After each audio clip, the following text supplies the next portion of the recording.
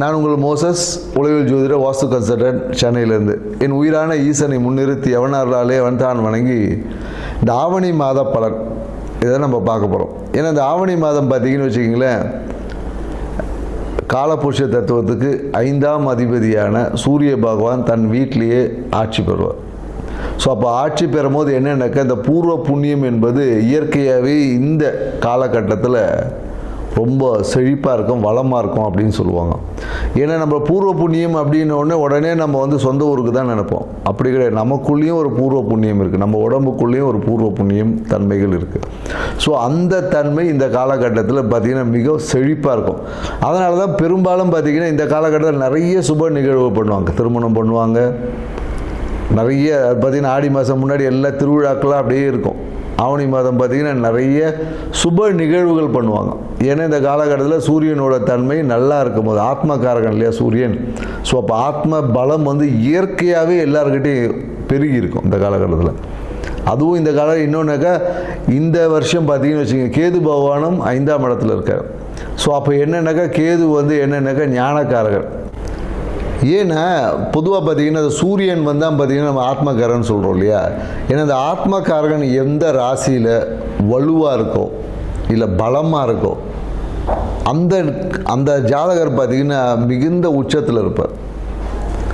ஏன்னா பார்த்திங்கன்னு வச்சுக்கலாம், ஏன்னா ஆத்ம பலம் தான் தேவை. அதுக்காக தான் ஆன்மீகத்தை நம்ம நாடுறோமே. ஏன்னா இன்றைக்கி நிறைய பேர் ஆன்மீகத்தை எதுக்கு போகிறோன்னே தெரில. நம்மளோட ஆத்ம பலத்தை அதிகரிக்கிறதுக்கு தான் நம்ம இன்றைக்கி ஆன்மீகம், இந்த பரிகாரம்லாம் செய்கிறோம் இல்லையா. இது எல்லாமே உங்களோட ஆத்ம பலத்தை இன்க்ரீஸ். அப்படி இருக்கக்கூடிய சூரிய பகவான் இந்த ஆவணி மாதத்தில் அவர் சொந்த வீட்டில் இருந்து அப்படியே ஒரு ஆட்சி பண்ணும் போது எப்படி இருக்குன்னு பாருங்கள். அதனால தான் இந்த காலகட்டம் நிறைய சுப நடக்கும்போது அது எல்லாமே வெற்றி, காரிய சித்தி, நிறைய பேர் இடம் வாங்குவாங்க. அதனால தான் பார்த்திங்கன்னா இந்த காலத்தில் இன்னொரு விஷயம் இருக்குது. ஆவணி மாதத்தில் பார்த்திங்கன்னா விநாயகர் சதுர்த்தி. இந்த காலத்துலேருந்து அந்த விழா கோலங்கள் எல்லாமே தொடங்கும். அது வரையும் பார்த்திங்கன்னா ஒரு இந்த மந்தமாக போயிட்டு இருந்தது. இது பார்த்திங்கன்னா விநாயகர் சதுர்த்தி, அதுக்கப்புறம் பார்த்திங்கன்னா ஆயுத பூஜை, அப்புறம் தீபாவளி, அப்படியே பார்த்திங்கன்னா விழாக்களாக அப்படியே வரும். இனிமேல் ஒவ்வொரு மாதமும் பார்த்திங்கன்னா விழாக்கள், இந்த புரட்டாசி மாதத்தை தவிர்த்து. ஏன்னா ஆத்மகாரகன் எந்த ஜாதகத்தில் நல்ல வலுவாக ஸ்ட்ராங்காக இருக்கோ அவங்க தான் உச்சம். ஏன்னா சூரியன் தான் பார்த்திங்கன்னா நம்ம பெரும்பாலும் அந்த அரசியலுக்கு சொல்லுவோம், மருத்துவக்காரகனும் சூரியன் தான். ஸோ அதனால தான் எந்த ஒரு ஜாதகத்தில் சூரியன் வலுவாக இருக்கோ அவங்க நல்ல ஒரு ஃபேமஸ் டாக்டர் ஆவாங்க. அது 2ஆம் அதிபதியோட இல்லை 10ஓட தொடர்பு வரும்போது பார்த்திங்கன்னா மருத்துவத்தில் சூப்பராக இருப்பாங்க. அதே போல் சூரியன் வலுவாக இருக்கிறவங்க பார்த்திங்கன்னா தொட்டாவே குணமாகக்கூடிய கைராசி டாக்டர்லாம் சொல்லுவோம் இல்லையா. அவர் படித்து கூட இருக்க மாட்டார், சும்மா R&D படிச்சிருப்பார், இல்லைன்னா அந்த ஒரு கம்பவுண்டராக கூட இருந்திருப்பார். அவர் பார்த்திங்கன்னா சும்மா ஏதோ ஒரு விஷயம் சொல்லுவார், நடந்துடும். கைராசி டாக்டர் அப்படின்னு சொல்லக்கூடிய எல்லாருமே பார்த்திங்கன்னா இந்த சூரியன் வலுவாக இருக்குன்னு தான் கைராசி டாக்டர். ஏன்னா ஆத்மத்தை பலமாக வச்சுருக்க எல்லாமே பார்த்திங்கன்னா குணமாக்கக்கூடிய ஆற்றல் அவங்ககிட்ட இயற்கையாகவே நிறைய இருக்கும். சூரியன் வலுவாக இருக்கும், நிறைய பரிகாரம் பண்ணான்னு வச்சிங்களேன், சூப்பராக சக்ஸஸ் ஆகிடும். பெரிய பரிகாரம் சின்னதாக சொன்னாவே பெரிய விஷயங்கள் கூட குணமாக்கக்கூடிய ஆற்றல். அப்படி இருக்கக்கூடிய சூரிய பகவான் இருக்கக்கூடிய இந்த ஆவணி மாதத்தில் பார்த்திங்கன்னா மிகுந்த நற்பலங்களை கொடுக்கும். ஆன்மீக நாட்டம் அதிகமாகவும், குறிப்பாக என்னென்னாக்கா இந்த கேது கூட இருக்கிறதுனால நிறைய என்னென்னா அந்த குழந்தை பேருக்கான விஷயங்கள், குழந்தை பேர் இன்மை, இந்த மாதிரியான விஷயங்கள் எல்லாமே ஒரு மாற்றத்தை கொடுக்கக்கூடிய விஷயமா இருக்கும். அந்த விரக்தி தன்மை, எனக்கு கேது எப்போதும் பார்த்திங்கன்னா ஒரு விரக்தி கொடுப்பார். ஏன் அது விரக்தி கொடுப்பார்னா, அனுபவம் கிடைச்சா தான் அறிவு வளரும், ஞானம் கிடைக்கும், சும்மா வராது இல்லையா. ஸோ அதனால் இந்த கேது பகவான் நமக்கு ஞானத்தை கொடுப்பதற்காக சில படிப்பினையை கொடுப்பார். அதை தான் நம்ம இங்கே விரக்தி, எனக்கு அது நடக்கலை அப்படி இப்படின்னு நம்ம சொல்லிட்டு கிடப்போம். ஸோ இந்த தன்மைகள் உள்ள இந்த ஆவணி மாதத்தில் ஒவ்வொரு ராசிக்கும் என்ன மாதிரியான பலன்கள் கொடுக்க போகுது அப்படின்றத இந்த வீடியோவில் பார்க்க போகிறோம். வாங்க வீடியோக்குள்ளே போகலாம். மகர ராசி. மகர ராசி பார்த்திங்கன்னா காலபுருஷ தத்துவத்துக்கு 10ஆவது ராசி. ஏன்னா இது கர்ம ராசின்னு சொல்லுவாங்க. ஆக்சுவலி மகர ராசி பார்த்திங்கன்னா கர்ம ராசி, ஏன்னா கர்மங்களை நீக்கக்கூடிய ராசி தான் மகர ராசி. ஸோ எந்த ஒரு கிரகம் மகரத்தில் இருக்கோ அந்த கிரகம் சார்ந்த கர்மங்களை ஜாதகர் நீக்குவார், இல்லை நீக்கப்படும் என்பது தான் நாம் சொல்லக்கூடிய ஒரு விஷயமா இருக்குது. ஸோ இப்படி உள்ள மகர ராசிக்காரங்களுக்கு இந்த ஆவணி மாதம் பலம் எப்படி இருக்குன்னா வரும். ஏன்னா ராசி அதிபதியான சனி பகவான் பார்த்திங்கன்னா வக்கரம் அடைஞ்சிருக்கார். 3ஆம் இடம் இப்போ தான் 7.5 சனி முடிஞ்சுது. ஒரு நிம்மதி பெருமூச்சு விட்ட மகர ராசிக்காரர்களுக்கு இல்லை நான் திரும்பி வந்துட்டேன் அப்படின்ற மாதிரியான ஒரு தோரணை இருக்கும். ஆனால் பாதிப்புகள் இருக்காது. அதுதான் நம்ம சொல்கிறோம். ஒரு தோரணை என்பது இருக்கும், பாதிப்புலாம் எதுவும் ஏற்படாது. இவ்வளோ நாள் நல்லா போயிட்டு இருந்த விஷயம் அப்படியே ஒரு ரிவர்ஸ் ஆகும். திருப்பி முதல்லேருந்து இந்த பரோட்டா கதை மாதிரி தான், மறுபடியும் ஒன்றுலேருந்து ஆரம்பிக்கலாமா அப்படின்ற மாதிரியான ஒரு சூழல்கள் எல்லாமே ஏற்பட்டிருக்கும். தனம் சார்ந்த விஷயத்தில் சிறப்பாக இருக்கும்.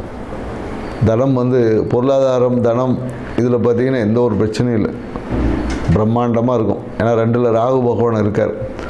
இப்போ நீங்கள் என்ன பண்ணணுன்னா இருக்கிற காசை பத்திரப்படுத்திக்க தான் பார்க்கணுமே தவிர எங்கேயாவது போடுவோம் ஏதாவது ஒன்று பண்ணுவோம் அப்படின்லாம் யோசிக்கக்கூடாது. இருக்கிறதை தற்காத்து கொள்வதற்கான வேலை என்னவோ அதை தான் பார்க்கணும். ஏன்னா உங்கள் காசை பிடுங்கிறதுக்கு எல்லாம் தயாராக இருப்பாங்க, சூழ்நிலைகள்லாம் தயாராக தான் இருக்குது. ஸோ அதனால் உங்களுடைய தனத்தை இந்த காலகட்டம் தற்காத்து கொள்ளுங்கள். இதுதான் மகர ராசிக்கு நாம் சொல்கிறது. மேலும் என்னென்னாக்கா, காதல் செய்யக்கூடிய மகர ராசிக்காரர்களான இந்த காலகட்டத்தில் காதல் மகிழ்ச்சிகரமாக இருக்கும். அதே போல் திருமணம் சார்ந்த விஷயத்தில் பார்த்திங்கன்னா சிறிய தடைகள் சரியாகும். குறிப்பாக அந்த மாமன்ற உறவுனால் ஒரு சின்ன பிரச்சனை, மாமா இல்லை எங்கள் மாமா ஒத்துக்க மாட்டேன்றாரு, அந்த மாதிரிலாம் வரும். வந்துட்டு அதுக்கப்புறம் மாமாவே ஒத்துப்பார். ஸோ அதனால் அதெல்லாம் ஒன்றும் பிரச்சனை இல்லை. திருமணத்திற்காக எடுத்த நிகழ்வுகள் எல்லாமே சாதகம் வரும். அதே போல் அப்பாலாம் பார்த்தீங்கன்னு வச்சுக்கோங்க, பிரச்சனையாக இருப்பார். என் பையனுக்கு நான் அந்த மாதிரி ஒரு வரனை பார்த்தேன், என் பொண்ணுக்கு இந்த மாதிரி ஒரு வரன் வேணும், நான் அவங்க அப்படி இருப்பாங்க இப்படி இருப்பாங்கலாம் சொல்லி இந்த டைலாக்லாம் பேசிட்டு திருமணத்தை கெடுக்கிறதுக்கான வாய்ப்புகள் எல்லாமே இருக்குது. குறிப்பாக இந்த காலகட்டத்தில் என்னென்னாக்கா, மகர ராசிக்காரன் அப்பாவோட திருமணம் அந்த பொண்ணு பார்க்க விஷயத்து கூட்டினே போகக்கூடாது. கூப்பிட்டு போனீங்கன்னா அவருடைய சுய புராணத்தை பேசி நடக்கக்கூடிய நிகழ்வுலாம் கெடுத்துக்கிறதுக்கான வாய்ப்புகள் அதிகமாக இருக்குது. ஸோ மகர ராசிக்காரங்கள் தான் இந்த காலகட்டத்தில் கொஞ்சம் இந்த ஆவணி மாதத்தை கொஞ்சம் எச்சரிக்கையாக கையாளணும். ஏன்னா இவங்களுக்கு பார்த்திங்கன்னா ஏற்கனவே நம்ம என்ன சொல்ல, மகர ராசிக்காரங்களுக்கு மொட்டை அடிப்பு தான் பரிகாரம்னே சொல்லியிருக்கோம். நிறைய மகர ராசிக்காரன் மொட்டை அடிச்சிருப்பாங்க. ஏதாவது குலதெய்வ கோயிலுக்கு இல்லை இஷ்ட தெய்வ கோயிலில் போய் ஒரு மொட்டை அடிச்சிருப்பாங்க, இல்லை சித்தர் வழிபாடுகளை செஞ்சுருக்கக்கூடிய வாய்ப்புகள் எல்லாமே இருக்குது. மேலும் இந்த காலகட்டத்தில் என்னென்னாக்கா, அரசு சார்ந்த விஷயத்தில் ஒரு நெருக்கடிகள்லாம் ஏற்படும். கவர்மெண்ட்டுக்கு டேக்ஸ் பே பண்ணால் பெனால்ட்டி கட்டுறது, இல்லை அந்த மாதிரியான சிறு பெனால்ட்டி, இல்லை வண்டியிலே போயிட்டுருப்பாங்க, லைசன்ஸ்லாம் வச்சுருப்பாங்க, இருந்தாலும் காசை கொடு, ஏன்னா இவர் வீட்டில் வச்சுட்டு போயிருப்பா லைசன்ஸை. ஸோ இந்த மாதிரியான விஷயங்கள் அரசு சார்ந்த விஷயத்தில் சிறு பெனால்ட்டி எல்லாம் வர வாய்ப்பு இருக்குது. ஸோ அதனால் கொஞ்சம் கவனமாக இருந்துங்க. டாக்குமெண்ட்ஸ் எல்லாமே பக்காவாக வச்சுங்க. அரசு சார்ந்த விஷயத்தில் கொஞ்சம் சரியாக இருந்தீங்க. அரசியல்வாதியாக இருந்தீங்கன்னா கண்டிப்பாக இந்த காலகட்டத்தில் ஏதாவது ஒரு கேஸில் மாட்டுவதற்கான வாய்ப்பெல்லாம் இருக்கும். ஸோ அதனால் உங்கள் சுயம் சார்ந்த விஷயத்தில் இந்த டாக்குமெண்ட் வச்சுக்கிறீங்க, எதை வச்சுருந்தாலும் சரியாக அக்கௌண்டபிலிட்டியோடு வைத்துக்கொள்வது உங்கள் வாழ்க்கை சிறப்பான பலனை தரும். அதே போல் என்னென்னாக்கா, வாகனம் சார்ந்த விஷயத்தில் புதிய வாகனம் வாங்குறது, கடன் மூலமா புதிய வாகனம் மாற்றம் என்பது இந்த காலத்தில் இருக்கான்னா இருக்குது.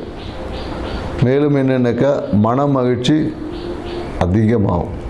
குறிப்பாக என்னென்னாக்கா, இந்த காலகட்டத்தில் பார்த்திங்கன்னா எல்லாம் அந்த முருகர் கோயில் வழிபாடு போயிட்டு வருவாங்க. திருச்செந்தூராக இருந்தாலும் சரி, பழனியாக இருந்தாலும் சரி, எங்கேயாவது ஒரு முருகர் கோயில் வழிபாடு இந்த காலகட்டத்தில் மகர ராசிக்காரருக்கு மிகுந்த ஏற்றத்தை கொடுக்கக்கூடியதாக இருக்கும். அதுவும் குறிப்பாக என்னென்னாக்கா, ஊருக்கு நடுவில் இருக்கக்கூடிய ஒரு முருகன் கோயில் உங்கள் ஊரில் இருந்துச்சுன்னா, ஊருக்கு நடுவில் இருக்கக்கூடிய முருகன் கோயில் வழிபாடை செஞ்சிங்கன்னா இந்த காலகட்டத்தில் உங்களுக்கு வர வேண்டிய தடைகளை எல்லாம் தாண்டி ப்ரமோஷன் கிடைக்கும். மேலும் வீடு வாங்கக்கூடிய யோகம் இருக்கும். சில பேர் என்னென்னாக்கா, வீடை இடித்து கட்டுறது, அந்த மாதிரியான நிகழ்வு எல்லாமே இருக்குது. வீட்டில் இந்த பிரச்சனைகளை போக்குவதற்கு இதுக்கு எல்லாமே பார்த்திங்கன்னா, குறிப்பாக ஆவணி மாதம், இந்த மாதத்தில் முருகர் கோயில் வழிபாடு, இல்லை முருகன் வழிபாடு, சுப்பிரமணியர் வழிபாடு உங்கள் வாழ்க்கையில் மன மகிழ்ச்சியையும் சுகத்தையும் லாபத்தையும் அதிகரிக்கக்கூடிய விஷயமா இருக்குது. ஸோ அதனால் இந்த விஷயத்தை செஞ்சு பாருங்கள். குறிப்பாக அரசு சார்ந்த விஷயத்தில் கொஞ்சம் கவனம், எச்சரிக்கை தேவை. திருமண நிகழ்வுகள் எல்லாமே இந்த காலகட்டத்தில் சிறப்பாக தான் இருக்குது. மேலும் சனி பகவான் வக்கரமடைந்தது தான் உங்கள் வாழ்க்கையில் எண்ணங்களில் சிறு அவசரம் இருக்கும், பின்னோக்கிய சிந்தனை இருக்கும், நெகட்டிவ் ஆஸ்பெக்ட்ஸ் வந்து கொஞ்சம் அதிகமாக இருக்கும். ஸோ இதை மாற்றிக்கொள்வதற்கு முறையான உணவு பழக்கத்தை வைத்துக்கொள்ளுங்கள். உங்கள் வாழ்க்கையை சிறப்பாக்கிக்கங்க. நன்றி, வணக்கம்.